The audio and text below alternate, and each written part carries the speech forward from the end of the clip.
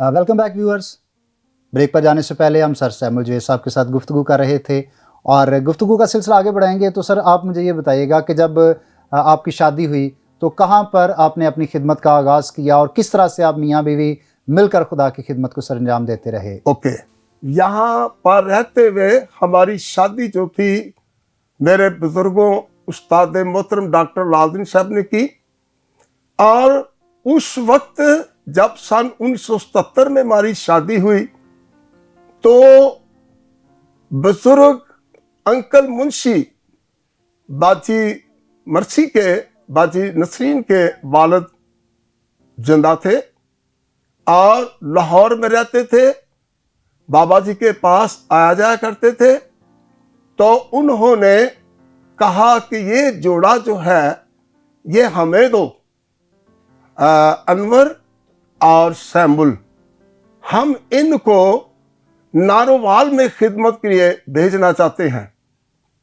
और उन्होंने बुजुर्गों से हमें मांग लिया और उन्होंने कहा ठीक है, इस जोड़े को ले जाओ और जहां आप चाहते हैं कि यहाँ पर रहकर वो खुदा का कलाम लोगों तक पहुँचाएं तो वो आपको पता है, लेकिन मैं इजाज़त देता हूँ कि अनवर और सैमुअल अंजीली बशारत के लिए नारोवाल के इलाके में जहाँ आपकी डिमांड है वहाँ पर जाएं। तो मुझे खुदा ने नारोवाल के इलाके में चांगो वाली, जहाँ पर अंकल मुंशी उनकी फैमिली ने एक छोटा सा चर्च बनाया था और उन्होंने वहाँ पर एक इबादती प्रोग्राम भी करना था और हमें इश्तहारात दिए दोनों को। और हम दोनों ने पैदल चलकर नारोवाल के इलाके में चांगो वाली, नंगली द्वाबा, महार शरीफ, जस्सर, अलियाबाद, पुराना वाला और रैब और कोटली प्लाट, इन इलाकों में पैदल चलकर लोगों को कन्वेंशन के इश्तहारात भी दिए। और इसके साथ साथ हमने मसीह खुदावंद की बातें, उसका कलाम, निजात बख्श पैगाम, हयात अब्दी के बारे में लोगों को बताया कि आपको कैसे मसीह खुदावंद के वसीला से निजात मिल सकती है, अपनी ज़िंदगी मिल सकती है, अपनी राष्ट्रबाजी मिल सकती है। तो हमने वहाँ पर 1977 में एक माह वहाँ पर रहकर लोगों को खुदा का पाक कलाम सुनाया। और हमने इंडिया और पाकिस्तान में जो सरहद पर लगा हुआ पत्थर था वो भी अपनी आंखों से देखा। तो यहाँ तक हमने पहले नंबर पर खुदा का कलाम लोगों के साथ शेयर करना शुरू किया, नारोवाल के इलाके में, जो कि बाजी मर्सी का इलाका है, उनके वालिदैन का इलाका है। सर, आज के दौर में जब हम देखते हैं तो खिदमत गुजारी के काम में खादमों को बेशुमार सहूलियात भी मुयस्सर हैं। खुदा का शुक्र है कि खुदा ने बहुत सारे वसाइल भी दिए हैं जिनको बरूए कार ला कर खुदा की खिदमत की जा रही है। सर, आज खिदमत गुजारी के काम के लिए बेशुमार वसाइल मौजूद हैं। उस वक्त कितने वसाइल थे और कैसे आप इस सारी खिदमत को सरंजाम देते रहे? उस दौर में जो नारोवाल का इलाका था, इतना सैलाबों का इलाका था कि वहाँ पर साइकिल नहीं चल सकती थी, कोई चीज नहीं थी, क्योंकि वो सारा इलाका, वो सड़कें, वो जगह खराब थी सैलाबों की वजह से। और मैं और मेरी मिसेस, हम दोनों खुदा के दिए हुए कलाम के मुताबिक, जो खुदा ने हमें अच्छी सेहत बख्शी, हाथ दिए, पाँव दिए, आंखें दी, पूरा बदन हमारा बिल्कुल दुरुस्त था। और हम ये कहते थे, जैसे रोमियो 12वें बाब की पहली आयत में लिखा है, पौलुस रसूल कहता है कि ऐ भाइयों, खुदा की रहमतें याद दिलाकर मैं तुमसे इल्तमास करता हूँ कि अपने बदन ऐसी खुदा की कुर्बानी के लिए इसको नजर कर दो जो जिंदा और पाक है। तो ये सारा बदन जो है खुदा ने हमें दिया है तो उसके जलाल के लिए है। और हम अपने पाँव को और हाथों में इंजील उठाकर, और हमारे पास एक खंजरी होती थी, लोग हमें मजाक भी करते थे, यहाँ तक कि कह देते थे ये खुसरे आ गए। हम इन सारी बातों को सुनते बर्दाश्त किया हमने, खुदावंद की खातिर कोई बात नहीं, लेकिन हमने पैदल चलकर, इन पाँव पर चलकर मुनादी किया है, मसीह खुदावंद के बारे में लोगों को बताया है। और ये खुदा के कलाम की बात है। यशायाह 52 बाब, अगर आप उसकी 6 आयत पढ़े, 6-7 आयत, तो वहां पर लिखा है कि क्या ही खुश नमा है उनके कदम जो अच्छी चीजों की खुशखबरी लाते हैं। तो सर, ये सारी जो खिदमत थी ये कितनी मौसर और बाबरकत रही? ये खिदमत खुदा का शुक्र है कि बहुत मौसर रही। और बाजी मर्सी के खानदान में से उस दौर में उस वक्त 5 लोगों ने मसीह खुदावंद को कबूल किया, दिल से कबूल किया, निजात पाई।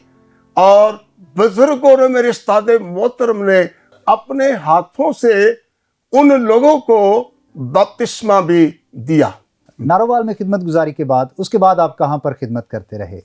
नारोवाल में खिदमत करने के बाद फिर जैसे खुदा की मर्जी हुई, तो यहां पर मंडी बहाउद्दीन का एक भाई होता था, उसका नाम था भाई यूसुफ।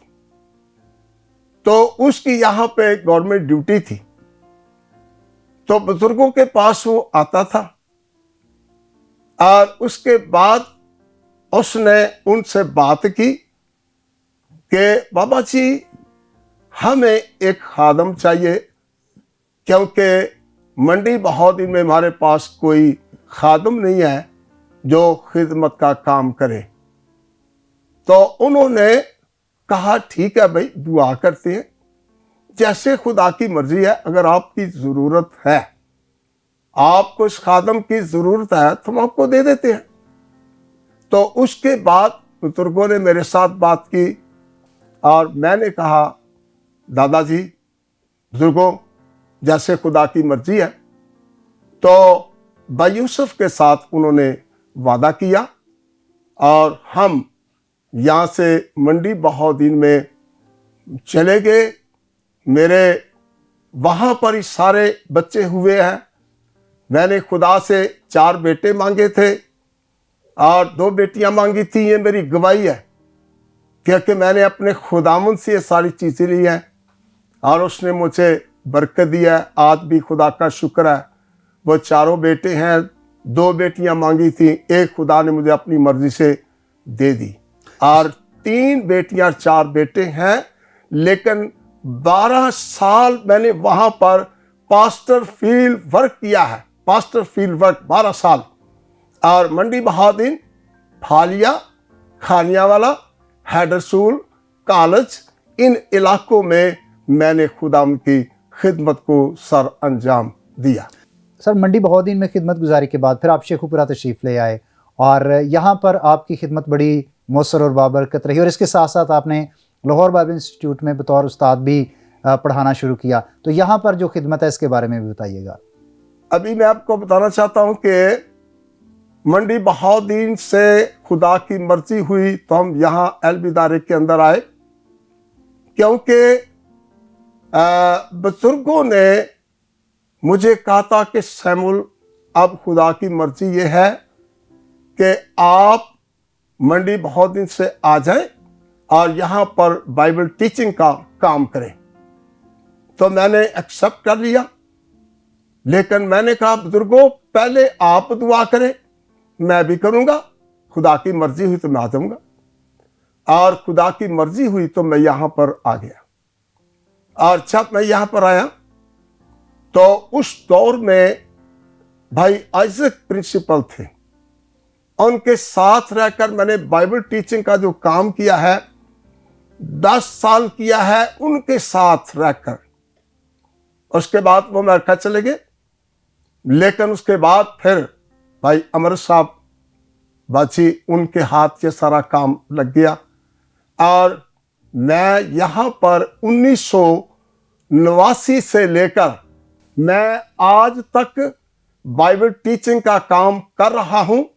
लेकिन इसी दुरानिया में मेरी नज़र जो थी वो कमज़ोर होना शुरू हो गई। मैं बड़ा परेशान था, मेरे 7 बच्चे थे और मुश्किल भी थी, तनख्वाह भी थोड़ी सी थी। नज़र कई ने मुझे बहुत परेशान किया, लेकिन एक वक्त आ गया कि खुदा ने मेरी मदद की, हौसला अफजाई की कि मेरा फजल तेरे लिए काफ़ी है, क्योंकि मेरी कुदरत कमज़ोरी में पूरी होती है। दूसरा कुरिन्थियों 12वां बाब उसकी 7वीं और 8वीं इन दोनों आयात को पढ़े तो जैसे पौलुस रसूल ने खुदाम से दुआ की और उसने सारे हालात को फेस किया, क्योंकि उनकी भी कुछ कमज़ोरियाँ थीं और मेरी नज़र की भी एक कमज़ोरी थी, बड़ा परेशान था। लेकिन खुदाम ने कहा मेरा फजल तेरे लिए काफ़ी है, क्योंकि मेरी कुदरत कमज़ोरी में पूरी होती है। तो मैंने आमीन कहा, मैंने कहा खुदावंद जैसे आपकी मर्जी है तो मैं तेरी खिदमत करता रहूँगा।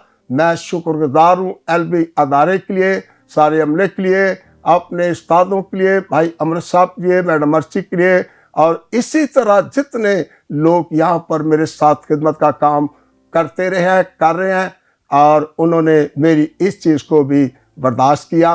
लेकिन खुदा ने मुझे हिम्मत दी कि मैं इन सारी बातों के होने के बावजूद, हालात भी साजगार नहीं थे, नज़र का भी मसला बन गया, लेकिन खुदाम ने मुझे इन सारे हालात पर फतह बख्शी। मेरा और आपका खुदाम फातेह है। हमें हालात से कभी नहीं डरना चाहिए, बल्कि हमें जो खुदा ने खिदमत दी है, जैसे भी हालात हों, हमें उसको जारी सारी रखना है। तो खुदा का शुक्र है कि जिसने मुझे ये हिम्मत दी और मेरी इस खिदमत के तरह से बहुत से ख़दाम यहाँ पे तैयार हो रहे हैं। और इसी तरह हम दोनों, मेरी और मिस जो अनवर नाज है, वो बाइबल मुक़द्दस के पढ़ने, नोट्स तैयार करने में भी मेरी मददगार है। और इसी तरह खुदा हम दोनों को इस एलबी अदारे के लिए मुझे और फिर हम फील्ड में भी बाहर गाँव और शहरों में जाकर मसीह खुदाम का ज़िंदगी बख्श कलाम जो है वो लोगों को सुना रहे हैं। मैं अपने खुदाम का शुक्र करता हूँ कि जिसने मेरी मदद की है, जो कर रहा है वो जिंदा है, जो अंदर लाइट जल रही है कलाम की वो जल रही है। बेशक ये आंखें कमज़ोर हो गई हैं, नज़र चली गई है, लेकिन मेरा खुदा मेरे साथ है, मेरा मददगार है। खुदा पाकरू मेरा साथ दे रहा है, क्योंकि मसीह ने कहा कि मैं बाप से दरख्वास्त करूँगा और वो तुम्हें दूसरा मददगार बख्शेगा। रूहानी एतबार से पाकरू और दूसरा मेरा जीवन साथी। इस वास्ते मैं खुदावंद की खिदमत को सर अंजाम दिए जा रहा हूँ। जब तक खुदावंद यीशु मसीह नहीं आते, हमें उसकी खिदमत को नहीं छोड़ना, बल्कि उसकी खिदमत को सर अंजाम देना है। जिन्होंने फरमाया देख मैं जल्द आने वाला हूँ और हर एक के काम के मुवाफिक देने के लिए अजर मेरे पास है। मुकाशफा 22:12 में जिसने यानी मेरे खुदा में मेरी मदद की और मैं उसकी खिदमत में आज तक कायम दायम हूँ। दुआ है खुदा मुझे, मेरे जीवन साथी को कायम दायम रखे। जब तक जिए हम खुदाम के लिए जिए। सारा जलाल यस्सु तेरे लिए है, सारी सताश यस्सु तेरे लिए है। शुक्रिया। सो अजीज भाई और बहनों, जैसा कि आपने देखा कि सर सैमुअल जवेद बिनाई की कमी के बावजूद खुदा की खिदमत को सर अंजाम दे रहे हैं। मैं आप सबको भी इनकरेज करना चाहता हूँ कि ज़रूर खुदा की खिदमत में आगे बढ़ते चले जाएं और वो खुदा हमारी कमज़ोरियों में हमारी मदद करता है। अब मुझे इजाज़त दीजिएगा, नई एपिसोड में नए मेहमान के साथ जल्द आपसे मुलाकात होगी। तब तक अपना बहुत सारा ख्याल रखिएगा और अपने मेज़बान पास्टर बिशारत को दुआओं में याद रखिएगा। देखते रहिएगा होशाना टीवी।